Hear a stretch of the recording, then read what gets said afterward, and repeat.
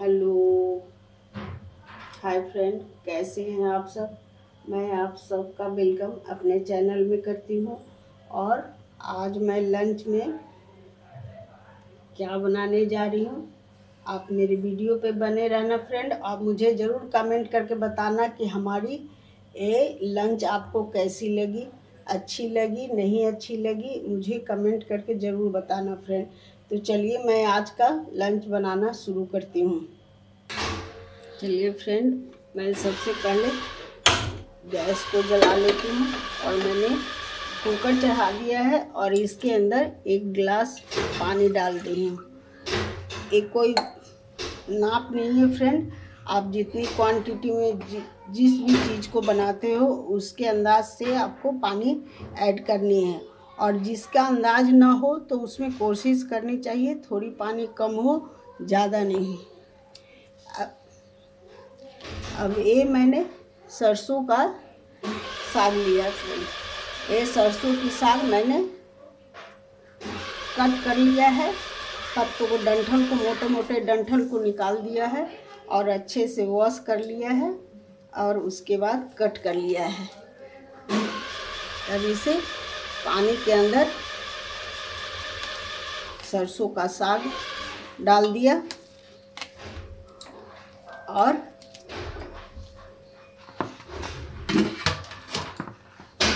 ये मेरी पालक है, इसके भी मोटे मोटे डंठल को मैंने निकाल लिया है और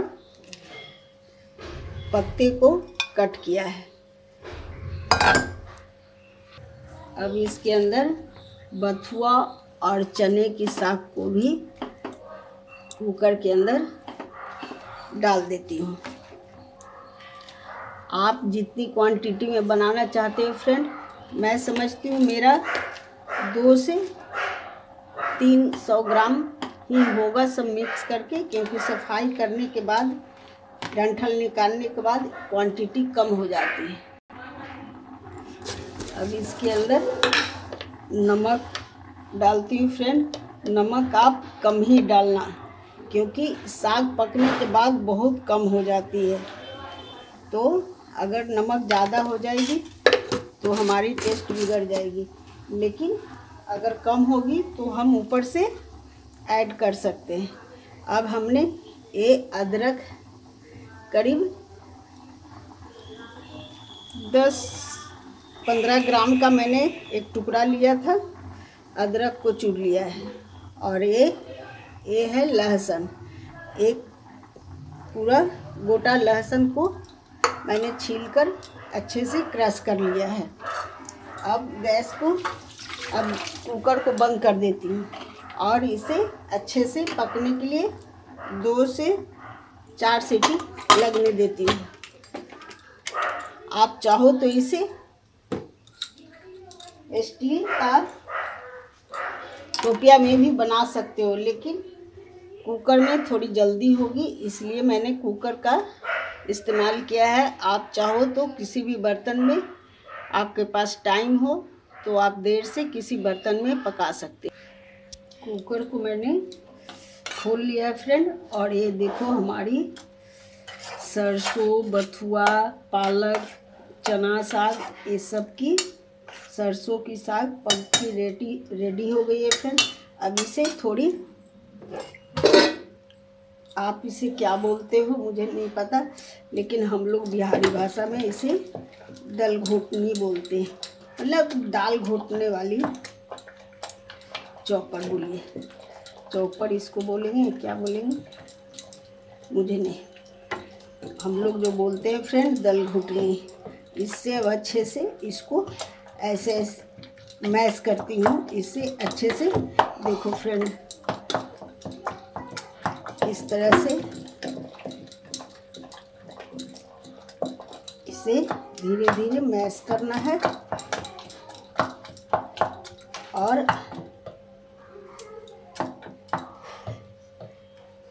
मैं तड़के के लिए गैस जलाती हूँ। मक्के के आटे के बिना सरसों की साग का टेस्ट ही नहीं आएगा फ्रेंड। अब मैं ठंडे पानी में ही एक मक्के के आटे को घोल रही हूँ ताकि ठंडे पानी में लम्स नहीं पड़ती है।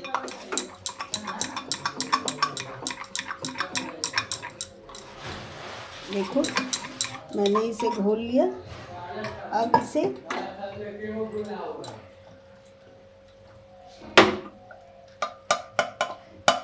साग को भी अच्छे से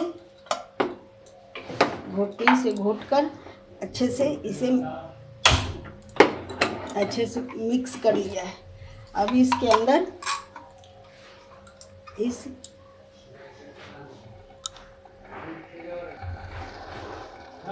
मक्के की आटे को घोल को इसमें डाल देना है। मक्के के आटे के बिना सरसों के साग की स्वाद नहीं आएगी फ्रेंड। देखना कितनी अच्छी और टेस्टी सरसों की साग बनेगी। मैं आपको खिलाऊंगी, आप मुझे कमेंट करके बताना आपको ये टेस्ट कैसी लगी। अब इसे चलाते हुए गैस को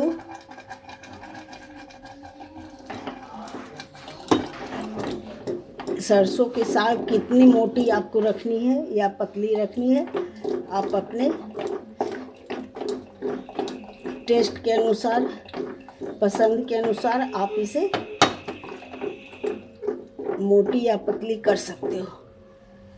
लेकिन मक्के की रोटी में सरसों की साग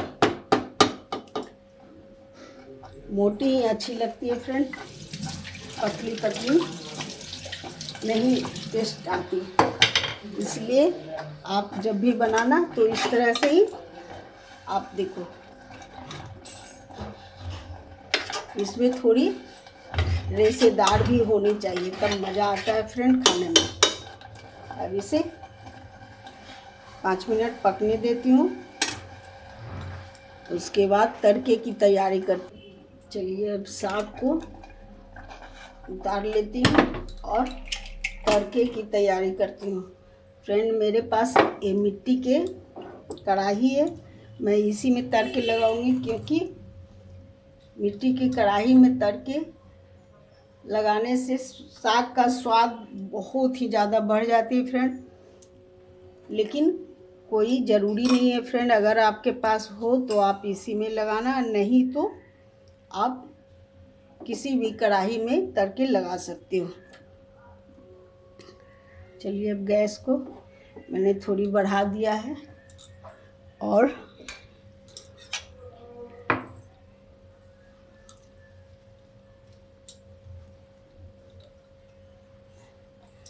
तड़के शुद्ध घी में ही लगाना फ्रेंड।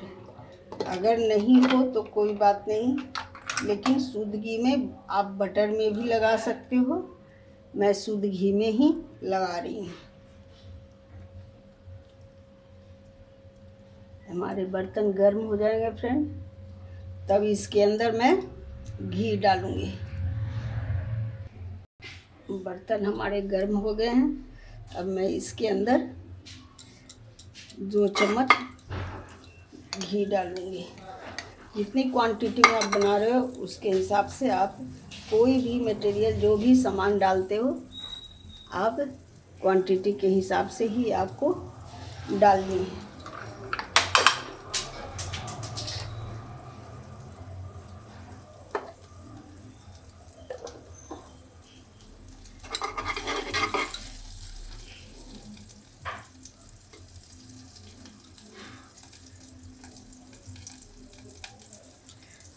सबसे पहले इसके अंदर अदरक मैंने पतली पतली कट किया है, इससे साग का स्वाद बहुत अच्छा आता है और देखने में भी बहुत लाजवाब लगती है। इसलिए मैंने पतली पतली स्लाइस काटी है अदरक का। तो अदरक को पहले थोड़ी ब्राउन कर लेती हूँ, उसके बाद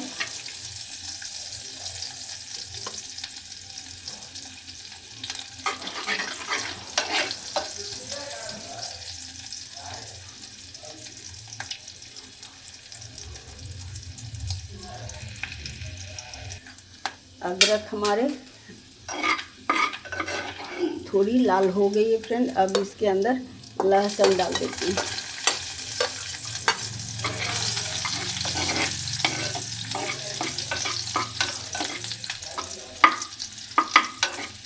इसमें 4 से 6 कली मैंने लहसुन का तड़के के लिए यूज किया है।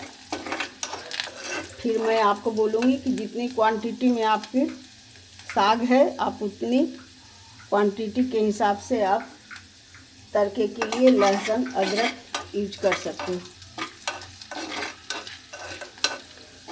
किसी भी टेस्ट के लिए बहुत अधिक डालना और बहुत कम डालना दोनों ही में अच्छे से स्वाद नहीं आती है, इसलिए एक अंदाज भी होना ज़रूरी है फ्रेंड।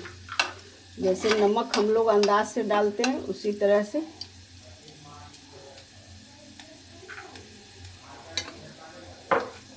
अब इसके अंदर 3 से 4 हरी मिर्च मैंने कट करके रखा है। अब इसे भी ऐड कर देती हूँ।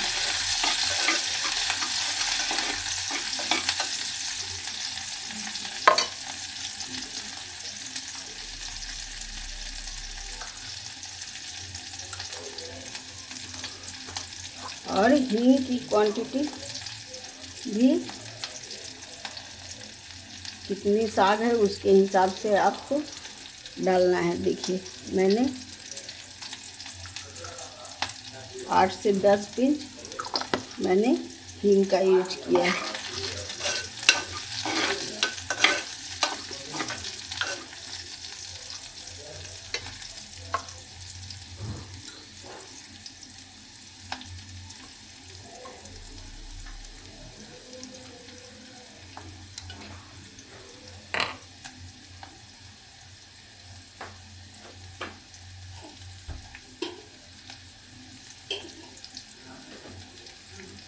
और अब 4 मैंने सूखी लाल मिर्च यूज किया है। पहले डालने से थोड़ी काली पड़ जाती है, इसलिए मैंने बाद में यूज किया है। चलिए अब इसके अंदर साग को डाल देती हूँ।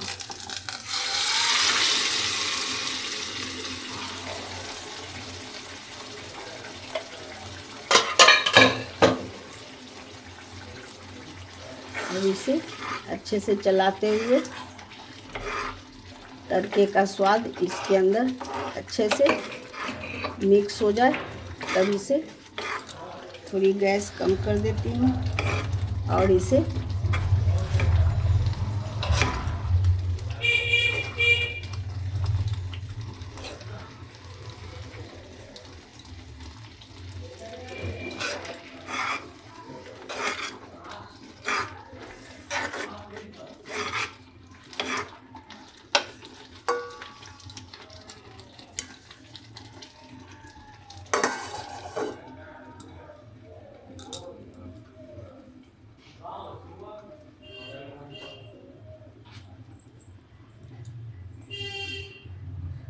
अब इसे गैस को बंद कर देती हूँ। इसे 2 से 3 मिनट तक ढका ही रहने दूंगी, उसके बाद दूसरे बर्तन में ट्रांसफ़र करती हूँ। अब हमारी सरसों की साग बिल्कुल रेडी है फ्रेंड।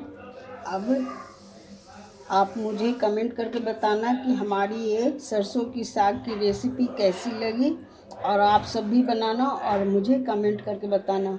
आप सबसे रिक्वेस्ट है फ्रेंड, आप मेरे चैनल को सब्सक्राइब करें, शेयर करें, लाइक करें और कमेंट करें। Okay, bye bye.